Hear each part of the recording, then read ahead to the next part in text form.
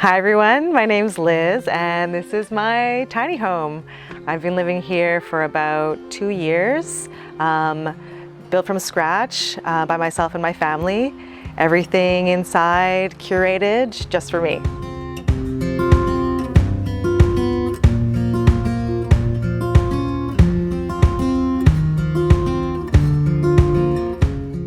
Welcome to the inside of the tiny home. We are standing in the living room, probably the least planned room of the entire place. I found my couch on Craigslist, went across to Vancouver to pick it up. It was really affordable and but a cool CB2 brand. These pillows given to me by my friend Nicole, and this is a textile from Myanmar, Burma. I was there a couple years ago doing a silent retreat. This table is essentially what we call free. It was made from a piece of live edge lying around in my parents' garage, and I had made these legs years ago in metalwork school doing blacksmithing and bronze casting. So I don't know if you noticed, but there's sort of a color theme to the home.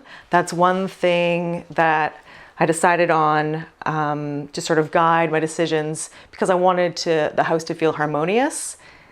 Originally, I thought I was like all white, everything's gonna be white and super organized.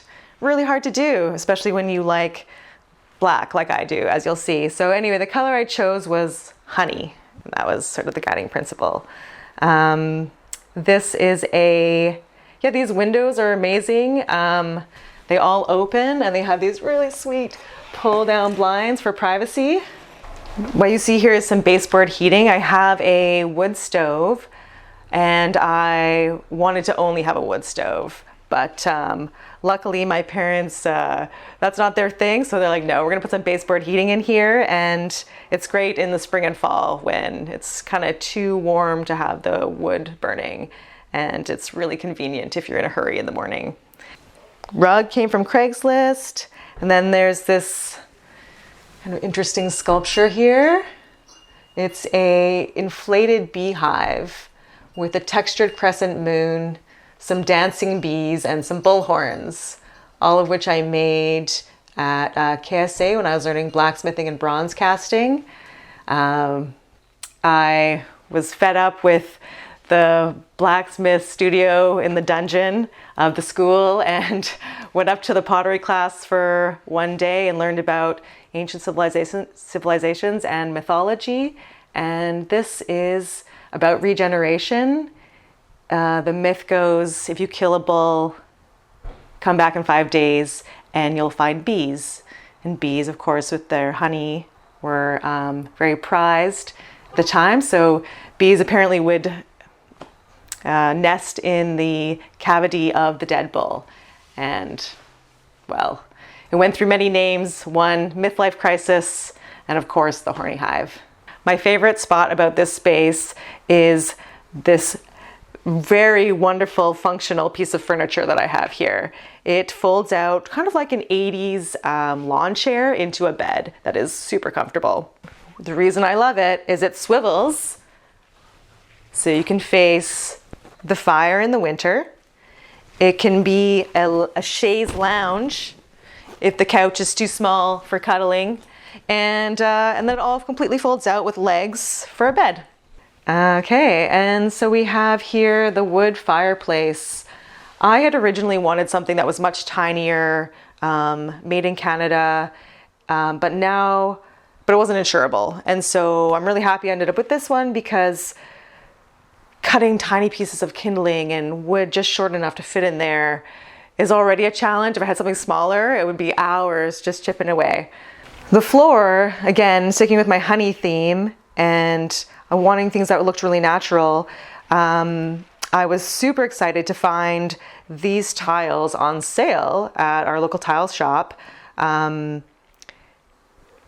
originally had put in a tan colored grout, but it just kind of washed out all the rocks. So I kind of repainted over the grout in the charcoal and it stood out, and it's definitely one of my favorite parts of the tiny home. Something I really like about the tiny home is the fan. It kind of gets the most comments from people, which is surprising. To me, I didn't really realize that, but it is a centerpiece and it's something I always spent more money on. But sometimes you have to kind of choose what is gonna be most visible or not.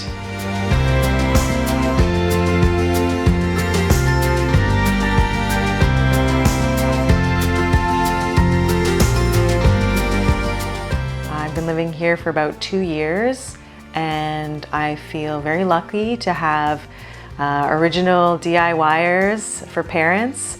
They built everything from scratch, designed everything themselves, and I got to tell them what to do. I guess going tiny was one of the quickest ways for having my own space. I grew up with parents who designed a lot of their own spaces, and I saw when I rented other places, I'd always look around, I'm like, why is this like this? Why is that like that? It's just so frustrating when you can't build your own space. Now that I'm in a tiny home, I like having less things. It's sort of a journey having less. I knew I was gonna be moving into a tiny home eventually, so I, started reducing things over the years, and something you still have to revisit because you always accumulate. I guess I just like having a unique little space just for me.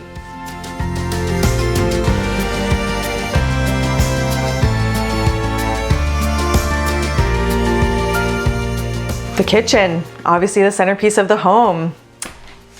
It's a big one for a tiny home. When we were building this, I was really into food projects, fermenting, dehydrating, and I just I wanted some space to do all that. What's really great with this space is there's a lot of storage, ample enough for me. Just easy roll away drawers, big sink, tons of counter space. We really tried to maximize the counter space. So yeah, what's great about this is the kitchen is it has some real luxuries, like a dishwasher, pretty great, and a full-size fridge. We've got the hot water tank for the bathroom hiding in here, and no gas stove, but this one works great as well. Really easy to get cupboards from IKEA for tiny homes, super interchangeable. You can find what you need. Had some live edge shelves that my dad made, and this fir table was also made by him. These chairs were free, and I refurbished them and came out from the neighbors when she was cleaning out her garage. I like to get things when I travel. I love homewares. So this I picked up when I was in Bali a couple winters ago. My favorite part of the kitchen is the windows. This is a tiny home with 18 windows. These ones don't open. They were reused from another renovation on the property. And I get to basically feel like I'm outside, which I love. Yeah, I ended up putting blinds on the back wall just for full privacy, because I do run a business out in the back. Something I feel very lucky to have is a washer and dryer. I mean, they work great. They do shake the whole house. And sometimes the fitted sheet ends up in a huge tight ball when you're trying to dry it, but it's just one of the things with having a small washer dryer. So this is a great place to have storage. I hide brooms back here. I hide bubble wrap that I can't bear to throw away, and lots of jars and pretty much anything else that I need in these drawers. The bathroom is one of my personal favorite spots in the tiny home. It has a lot of things in here that I like that maybe wouldn't be for other people, such as the large window. I love that it looks out at the tree, and there's something I really adore about outdoor bathing. So this was sort of my chance to have that, but be indoors. I picked out the tile, searched long and hard, but found them in some of my local shops.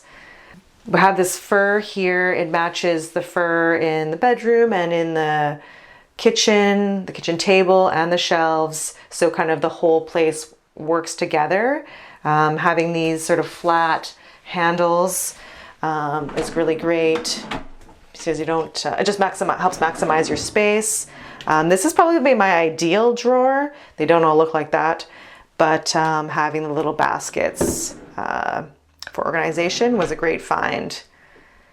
I believe that porcelain isn't a given. So I was super excited when I got sent this link for these beautiful handmade brass sink and taps. Found them on Etsy, shipped from Morocco. Morocco was a place I went to when I was young and had a profound impact on me. So it's something that, is a personal touch for me. I think the mirror was on sale. These are pretty cool. Bronze hands made by my classmate when I was in metalwork school. And I just love the opportunity to showcase these sort of unique pieces that come to me as part of my life. So as you can see, I'm in the breezeway, actually a really exciting part of the home and one of my favorites because I love these extra windows. When deciding to build this tiny home, the bedroom was already here. It was actually a garden shed. And so it's on a slab, which is awesome in the summer because it stays really cold. And so we put a window where the door was and took off the siding, and it exposed this beautiful shiplap siding that's part of the original garage. And what I got with this was basically a separate room, which is kind of the most exciting thing. It's bedroom separate from the rest of the house. And so you step up and had to create this breezeway so that you then go into the rest of the home, which is basically a rectangle. One of the decisions to maximize space was to use under the bed. And so the bed is quite higher than most beds, and got space for tons of baskets and any sort of storage. I didn't really want to buy new plastic tubs for storing, so we made these beautiful wooden boxes, which I store things I access on a regular basis, like a lot of my camping gear, some emergency dehydrated meals, and things like helmets and whatever season it is for doing outdoor adventures. Plenty of storage. These units came from IKEA, and then my dad built this in. It's definitely higher than I thought I wanted, just to maximize storage space. But I don't like really having trinkets around, and this way I can hide them in a cupboard. I don't like things that collect dust, personally.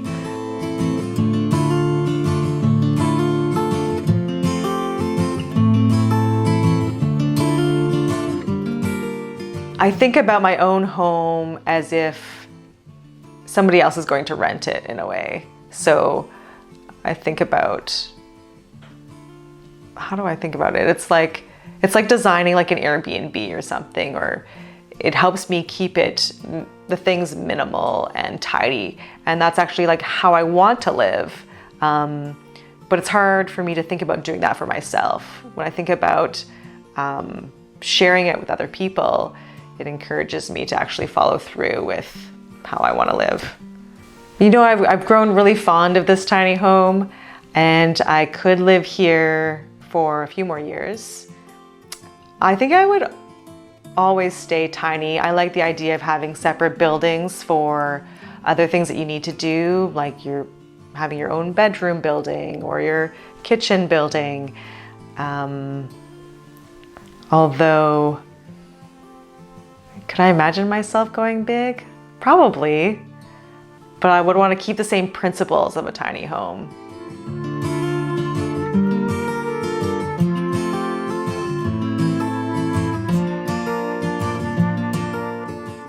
So this outdoor space is also what makes this tiny home and the whole space an incredible place to be. Having the wraparound deck really just added so much living space. This is a refurbished swinging chair. So the whole thing folds out into a bed, but it's now just kind of been put onto a box. And then you can see the cable hanging there. I have that to hang a mosquito net from. You can see this kind of sort of roller up above the windows. It kind of rolls down and blocks the heat from the sun. So on the really hot days, I have them on both sides. Just kind of roll them down, keep the heat out. I'm really passionate about plants and foods that you can find in the wild. And I'm really lucky that there were still some woodland plants here on the property, and they're ones that I'm really trying to encourage to grow, like this salal here with delicious edible berries that taste like blueberries. This rose plant was also here, and in the first year that I was here, I fed it all the seaweed water from the baths, and it grew like crazy. This is where I run my business. I offer outdoor seaweed baths for people to come and soak. It's sort of a healing, relaxing experience where you really get to know seaweed and bathe with it. So this is the lounge deck. This is when people show up, they come and sit here and they get to choose the essential oils that they want for their tubs. I really love these louvers that we've put in. They're to maximize privacy. Welcome to my business. It is called Avicenna. It's a seaweed bath experience. These are 2 tubs that I found on Craigslist, and I refurbished them and set them up here. In the spring, I harvest local seaweed and take it home and dry it in a large dehydrator that I have, and store it for the baths throughout a couple seasons following. One of the main seaweed that I harvest is called fucus. This is all the goodness that comes out of this seaweed. Yeah, sure, it's slimy, but think aloe vera. It's really great and nutritious for your skin. Seaweed absorbs all the vitamins and minerals and micronutrients from the ocean. And when you sit in a hot seaweed bath, you're able to absorb all that into your skin. And started off with this deck, and I'm like, well, what are people gonna do when they get here? Ended up with a lounge deck. So what if it happens if it rains? Ended up with a covered semi-enclosed change room. So this is the semi-enclosed change room for the baths. One of my favorite things to talk about is in here. For all you DIYers out there in tiny vehicles and homes, it's compost toilet time. This was a big project that we did this spring, and I was inspired by a lot of bus conversions and looked at what they did for composting toilets. And so I figured out everything that I wanted and worked with my dad, and we developed this. What I wanted was a bench, a toilet that looked like a bench. And so when you open the bench, you have a very normal looking toilet seat, key for, I feel like, for it being inviting. And this opens up. I have the urine diverter, highly recommend it. And so the urine diverts out into a pit on the other side of this wall here. And then I do a bucket composting for the rest. On this side, there is an outdoor shower. I recommend that people have cold showers during their baths for circulation and feeling really revitalized. Also, I just think it's really sexy to have an outdoor shower. When deciding about what wood to use and the spacing, I didn't commit to like an even spacing of any kind.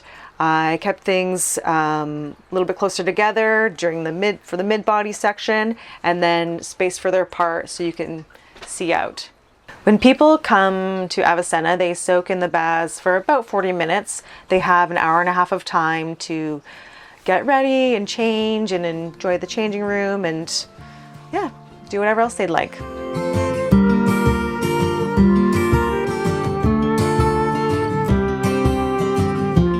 This tiny home provides me with a space to have a quiet place to come to. It's my home, and I can, it's my place where I calm my mind and have a clear mind, and